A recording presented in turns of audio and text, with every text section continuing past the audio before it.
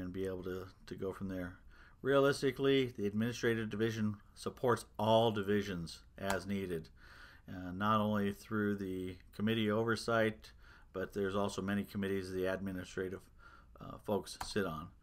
The recent grants that we've worked on falls under admin as well, but just some of the recent grants that we've done, the Rural Fire Assistance grants, and the Garth Books grants, got us some additional equipment in the area of wildland, some wildland vest or brush gear, and then also some additional VHF radios. The FEMA Fire Act grant got us the live fire training trailer.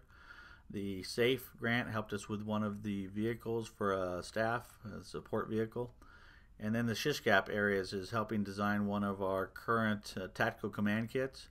And then regionally, the UASI, we were the organization that helped and assisted with that, but we've purchased all the MDCs and they coordinated the installation of those. And then we're also working with our dispatch and other agencies in regards to ensuring that we have the latest technology there.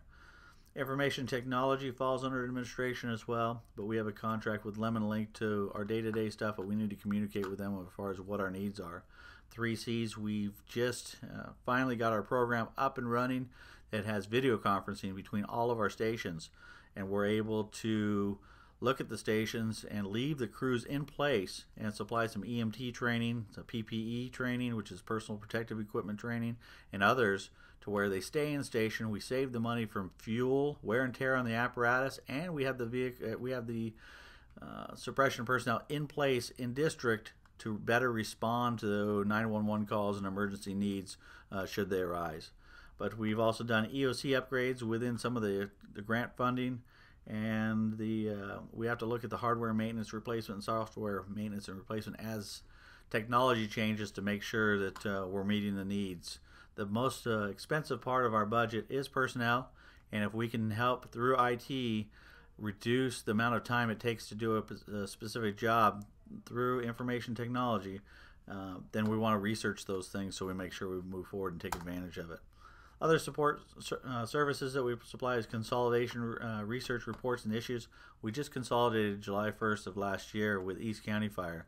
The efforts and needed research, output of reports to both LAFCO and some of the other agencies to make that happen doesn't just magically appear. It takes personnel time to do the research, to do the reports, to provide the information needed, and attend the different meetings. And admin services, along with Chief Gio, were able to make that happen and really do some analysis as far as making sure that it's a benefit both to the San Miguel District, East County District, but most importantly the community and the citizens we serve, and it's not going to have a negative impact.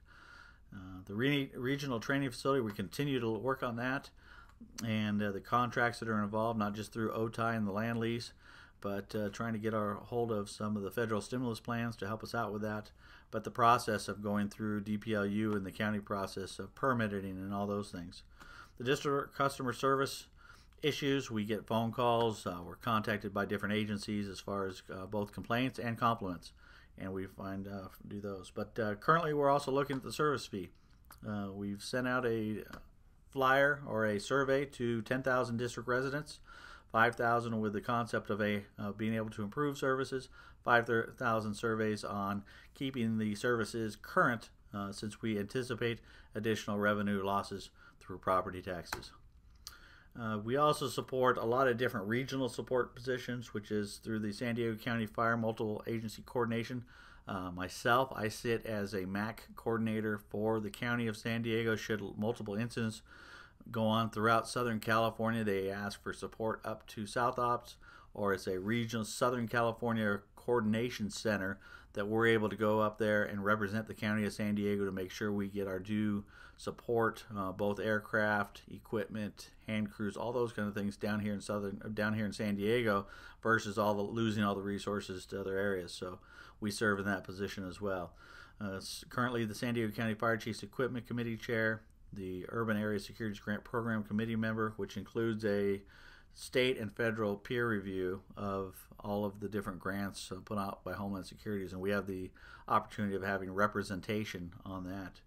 But other people within admin, both Darylyn and Amy and Liz and Nancy all participate in other areas as well, as far as the San Diego County Fire Chiefs admin section, and then the Fire Chiefs service section, recording secretary. So the admin group here is really active, not only internally but externally for the fire service, trying to ensure that all of our needs are met. One of the most important things out there is your ability to network.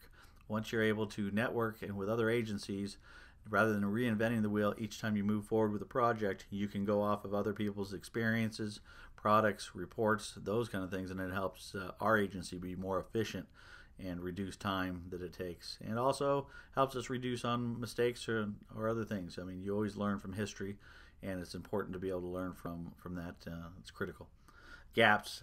For us, one of the biggest hurts to the administrative division was the loss of the part-time clerical position. Not only did it ensure we were open to the public during lunch periods of time, but it also allowed for, unlike the floor and suppression with constant staffing, we do not have constant staffing. So anytime we lose one person, there's actually a vacancy there. We don't have the ability to pay overtime to fill the position where it's just vacant. So if Nancy's gone or our secretary is gone from the position, we actually have to pull somebody out of finance or human resources or somewhere else to fill a secretarial position at a much higher cost than if we had a part-time clerical position. And it also reduces your ability to work on some special projects as well. Like I said, it's a very low-cost position, but it frees up some of the higher-cost positions to ensure that they can focus in on their jobs. But that's why it's going to be detrimental to the administrative division at some point to be able to look at filling that position.